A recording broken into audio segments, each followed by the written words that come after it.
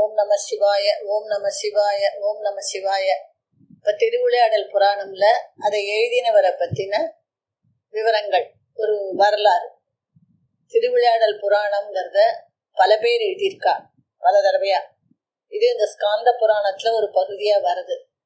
இதை லேட்டஸ்டா எழுதினவர் பரஞ்சோதி முனிவர். அவர் எழுதினதுதான் ரொம்ப பிரபலமா இருக்கு, ஈஸியா புரியுற மாதிரிலாம் எழுதியிருக்கார். இப்போ அவரை பத்தின குறிப்பு. அவர் வேதாரண்யத்துல பிறந்தவர், சைவ பரம்பரை, ரொம்ப சிவபக்தி எல்லாம்.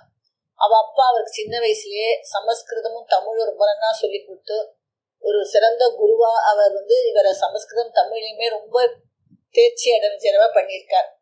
அதுக்கப்புறம் இவர் என்ன செஞ்சார், கொஞ்சம் வயசு ஆகவும் நிறைய சைவ ஸ்தலங்களுக்கு போகணும்னு ஆசைப்பட்டு பஞ்சபூத ஸ்தலங்கள், காஞ்சிபுரம் மண்ணுக்கு, சிதம்பரம் ஆகாசம், திருவண்ணாமலை அக்னி, காளஹஸ்தி வாயு, திருவானைக்காவல் ஜலம், இந்த மாதிரி எல்லாத்துக்கும் போயிட்டு அப்புறமா மதுரைக்கு சேர்றார். மதுரைக்கு சேர்ந்த அப்புறமா என்ன ஆகுது, அங்க அவருக்கு அவர் விரும்பினபடியே ஒரு குரு அமைஞ்சு, ஞான குரு. அவர்கிட்ட இவர் தீட்சை வாங்கிட்டு சன்னியாசி ஆயிடுறார். ஆகி அங்க ஒரு மடத்திலேயே இருக்கார் அவர் மதுரையில. இன்னும் நிறைய பேர் அங்க இருக்கா அந்த மாதிரிலாம். இப்ப அங்க அவர் இந்த மாதிரி இருந்துட்டு இருக்கிறத பரஞ்சோதி முனிவருக்கு என்னன்னாக்கா, அங்க இருக்கிறவ சில பேர் சொல்றா, மடத்துல இருக்கிறவாள்லாம் ஸ்கந்த புராணத்துல ஆலாசிய ரகசியம்னு இருக்கு. அத பத்தி நீங்க, அது சமஸ்கிருதத்துல இருக்கு, உங்களுக்கு 2 பாஷையும் தெரியும், சமஸ்கிருதமும் தெரியும் தமிழும் தெரியும். நீங்க அதை தமிழ்ல எழுதினா எல்லாருக்கும் படிக்க ரொம்ப சௌகரியமா இருக்குங்கிற.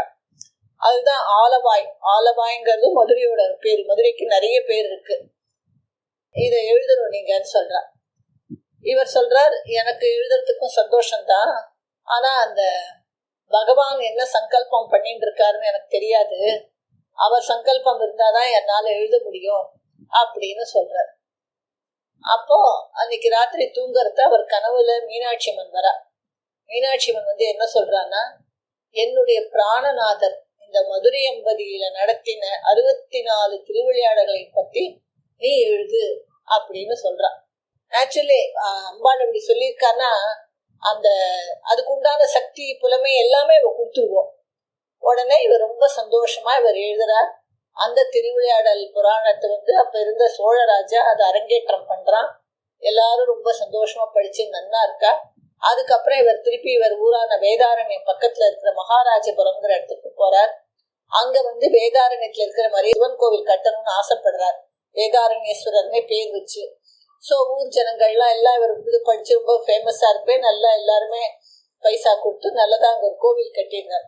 அப்ப அந்த ராஜா அங்க வரான். அவன் கேட்கறான், நீங்க இந்த மாதிரி கோவில் கட்டிருக்கீங்க, என்கிட்ட சொல்லியிருந்தா நான் நிறைய ஹெல்ப் பண்ணிருப்பேனேங்கிறார்.